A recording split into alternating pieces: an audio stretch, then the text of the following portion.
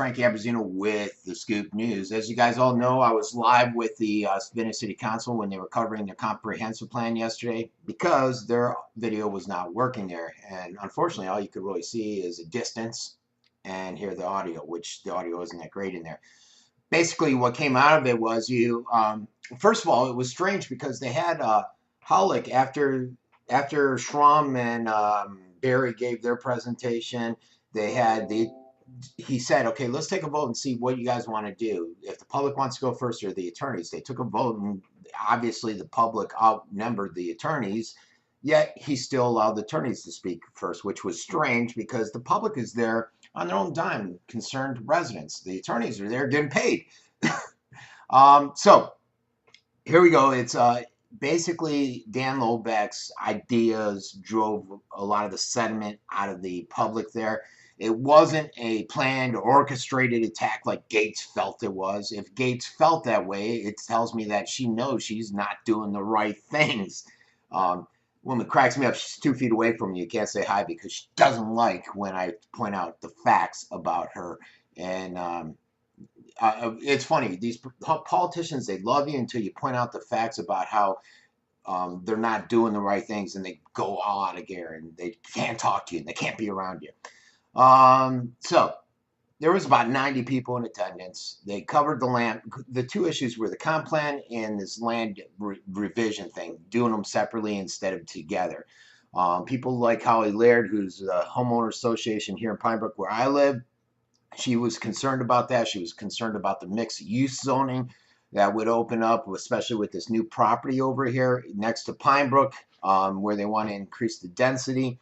The other concern, and I didn't see where Holly, basically that road, Pine Brook, is a D rating, and once they change the ratings of our roads from C to D with this new comp plan, then there's no real need to fix that road because it's a D rating, even if they move in this new development. So that's an issue too.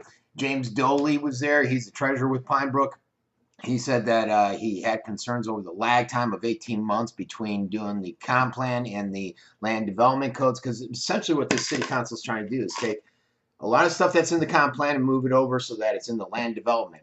And then there's going to be like an 18-month timeline there where developers can do whatever the heck they want because there's no rules in place. And that's a concern. Why not do it together? You have more than enough time since this plan is not due until next year. And so a lot of people with the arguments I put out where Lobeck went through the comp plan with a fine-tooth comb, a lot of people had concerns about that and echoed that. I love Fred Frace when he brought up the fact of the cost to the government with each new development. And he said, where are we going to cover this cost? And he illustrated it when he said the new school, I think he said something like $220 million, then developments will bring in $42 million. Where are we going to make up the difference? And you need the new schools to cover the development. He basically dumbfounded the city planner and the committee, the planning committee guy, Barry. So they also went in, it was interesting that Long, he's the guy that, Dick Longo, he's the guy that's out of Sawgrass, and he put together the meeting with Lobeck, and he basically came back against Gates and said, look, we weren't at the meeting to talk about the comp plan. We were more concerned when I put this meeting together about the proposed 118 homes at the preserves in Venice across the street. And then the comp plan all came into play with that. And they did hang out afterwards, and Longo did cover that with some of his people. Now, the other thing I thought was interesting, and I got to research this because I'm not buying it. Hollick's trying to say that there's 3,000 homes less than since when he came on. I've seen development after development after development.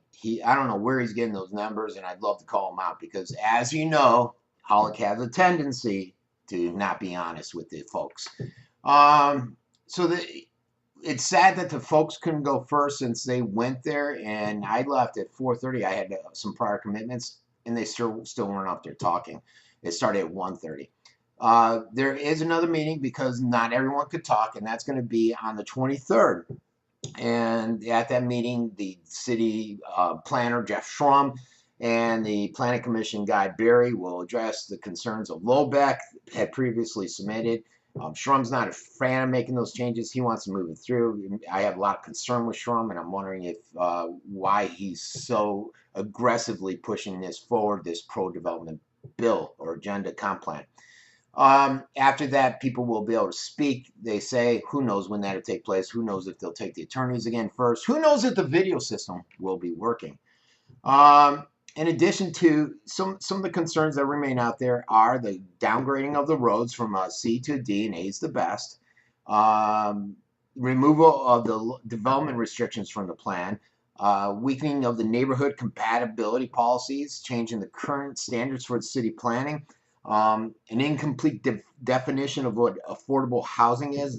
That was in question yesterday because nobody had a definitive definition of it. And that could lead to provisions that will increase the density. Reductions in the level of services, like I said, from the road from a C to D. And amazing, I said something, I was talking to Earl Kimmel, and I'm not on the same page as Earl, nice guy, but on a totally different page. I don't know where he gets his thoughts and some of the information, how he processes it, because it's strange. But I said to him, I go, don't you think it's strange? We had a